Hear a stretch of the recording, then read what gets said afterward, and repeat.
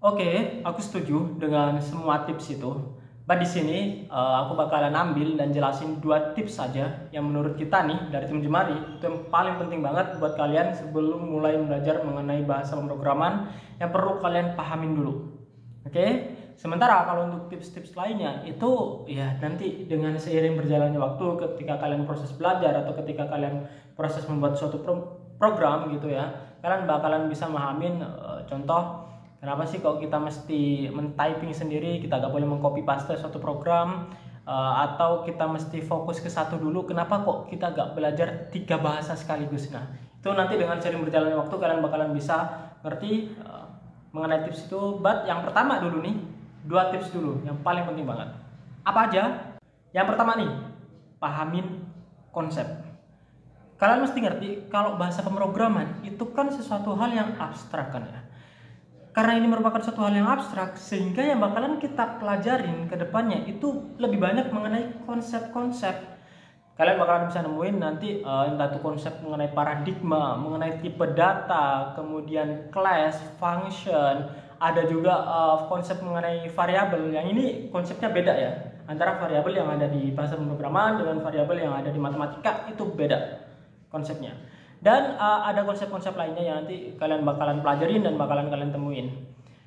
Memahami konsep itu bakalan membantu kita banget untuk membuat urutan-urutan instruksi yang ini kan merupakan suatu solusi nih dari suatu permasalahan. Nah, jadi kan ketika kita melihat suatu permasalahan dan kita ingin menyelesaikan ini dengan menggunakan komputer, oke, berarti kan kita mesti bikin nih urutan instruksi-instruksinya. Di mana urutan instruksi-instruksi ini itu merupakan kombinasi dari konsep-konsep yang ada di dalam suatu bahasa pemrograman.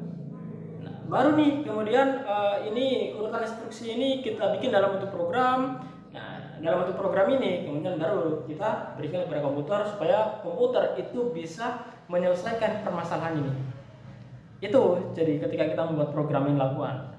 Sehingga karena di sini kita itu perlu untuk membuat kombinasi dari konsep-konsep yang ada, ya kita mesti pahamin dulu nih konsep-konsep yang ada di suatu bahasa pemrograman.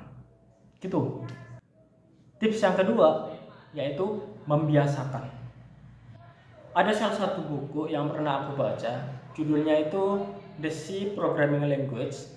Di mana nih di chapter pertama penulisnya tuh bilang the only way to learn a new programming language is by writing programs in it. Atau kalau di bahasa Indonesia kan kira-kira artinya tuh gini. Satu-satunya cara kalau mau belajar mengenai suatu bahasa pemrograman baru, ya kalian mesti bikin program pakai bahasa itu. Nah, artinya kan di sini kan kita mesti membiasakan kan. Kita mesti membiasakan dengan sintaks bahasa pemrograman tersebut. Contohnya kan sintaks itu by the way dia tuh kalau di bahasa natural, di bahasa Inggris gitu ya, itu seperti grammar. Atau kalau di bahasa Indonesia itu tata bahasanya. Nah, gitu. Jadi itu sintaks. Kita terbiasa dengan sintaksnya, semantiks, pragmatiksnya dari suatu bahasa pemrograman Python. Kemudian selain terbiasa dengan bahasa Pythonnya, kita mesti terbiasa dengan problem solvingnya.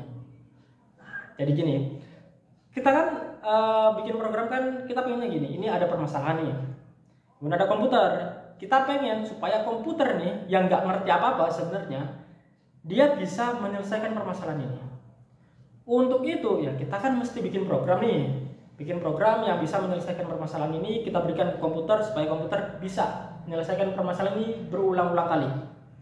Nah, proses di mana kita menyelesaikan permasalahan ini menjadi program, mengubahnya menjadi urutan-urutan program untuk menyelesaikan permasalahan ini yang kita mesti latih nih, kita mesti biasakan problem solvingnya. Oke? Sehingga yang perlu dibiasakan tadi itu kita membiasakan dengan menggunakan bahasa Python-nya, tapi juga kita membiasakan untuk problem solvingnya ini. Gitu. Dan bagaimana cara kita untuk membiasakan diri kita? Bisa dengan latihan soal atau dengan membuat suatu project menggunakan bahasa Python gitu kan. Tapi ada sisi positifnya masing-masing dan sisi negatifnya masing-masing ya untuk dua cara ini. Contoh nih, kalau kalian latihan soal itu kalian bakalan bisa mendapatkan permasalahan yang cukup variatif. cukup bervariasi di sini. Cuman kadang kalau kita latihan soal itu kita cenderung kurang ngerti nih.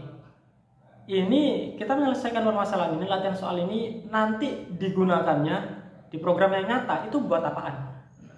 Sementara yang cara kedua itu dengan bikin project secara langsung. Oke, kita mungkin ngerti gimana penerapannya di program yang sebenarnya, tapi kadang permasalahan yang kita hadapi itu kurang bervariasi. Permasalahannya itu aja.